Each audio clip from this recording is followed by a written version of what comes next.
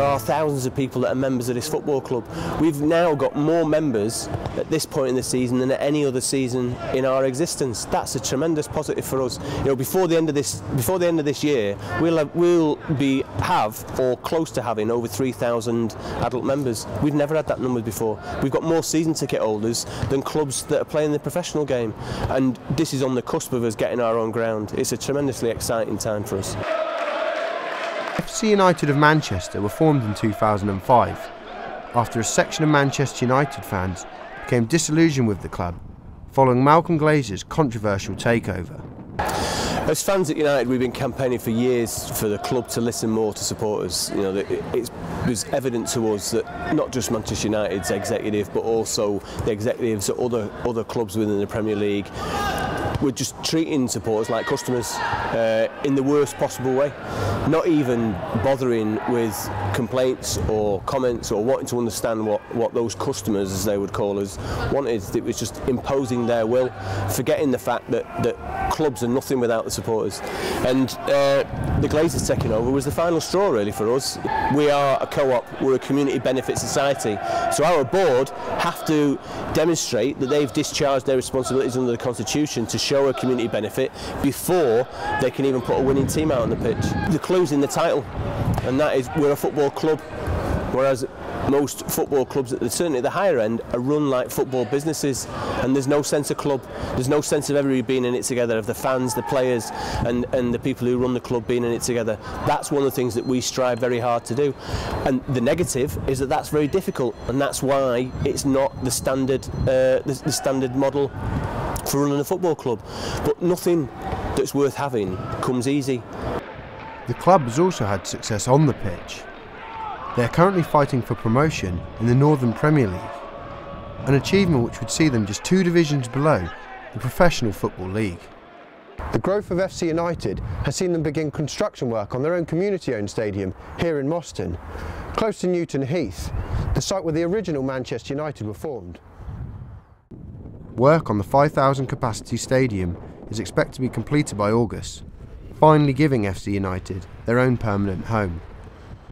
If we're to grow and to move up the leagues, it'll depend on what we can actually do at the ground, and it'll make us financially sustainable for the long term. Legendary Celtic manager Jock Stein once said that football without fans is nothing. And that might just be the case, with more and more supporter-owned clubs emerging across the UK, such as here at FC United of Manchester. Less than 6 years ago, Portsmouth were FA Cup holders and hosting European giants AC Milan in front of the Fratton Park faithful. They now play host to the likes of Accrington Stanley after 3 relegations and entering administration twice in 3 years. Years of financial mismanagement left the club on the brink of extinction, with debts estimated to be in excess of £100 million. However, the club were finally saved, and they were taken over by a group that had the true interests of the club at heart: the Portsmouth Supporters Trust. The Supporters Trust and the supporters owning the club, what it means is you've got people who really have the club's best interests at heart. And that's not to say individual owners don't have the best interests of their clubs at heart, but as we can see, the individual owner model can have some pretty catastrophic consequences as well. Pam Wilkins, a board member on the PST, feels that football's governing bodies could have done more to help the club. The fit and proper person test, the Premier League and the Football League, were both pretty weak, and I think they realised that. They have actually upgraded them because of what happened at Pompey, but they're still just a self-certification. There's not a lot of detail about the person or going into their background. In order to maintain a greater level of transparency between the club and its supporters, the Portsmouth Supporters Trust has published the club's financial forecast for the coming seasons. It shows how the club aims to be profitable by the 2014-15 season and demonstrates the PST's desire for a more sustainable future.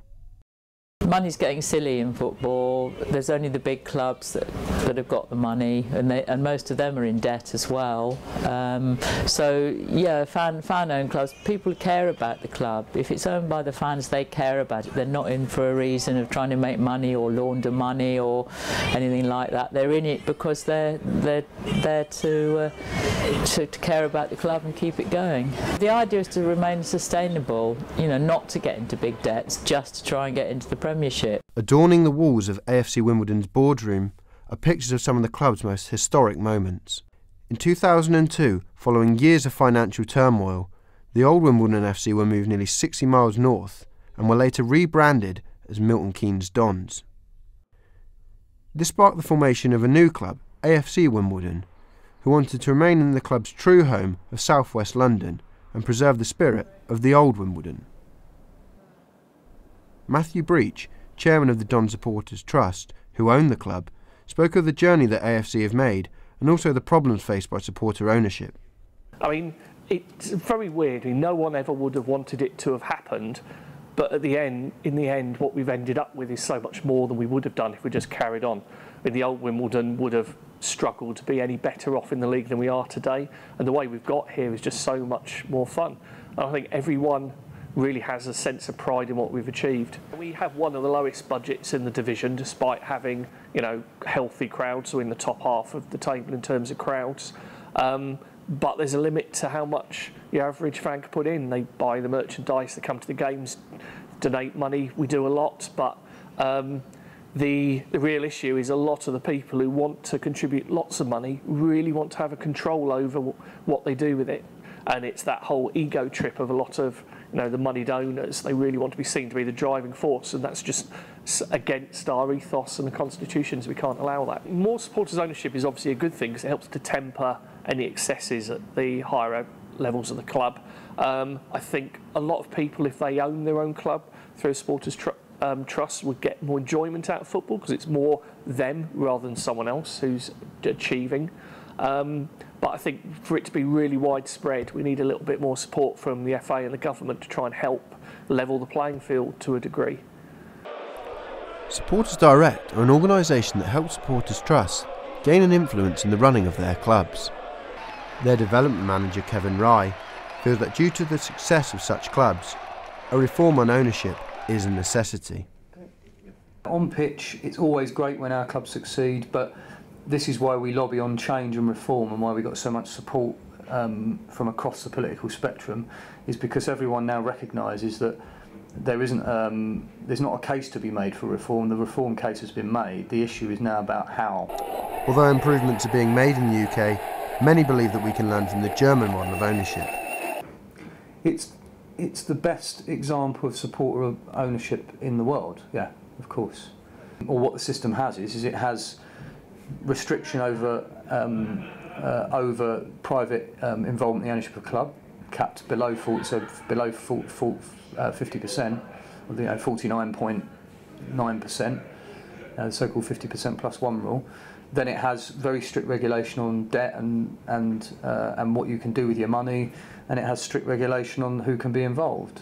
To be honest with you, people talk about, they start getting into lazy terminology of foreign ownership. It's not foreign ownership that's the problem, it's bad ownership that's the problem.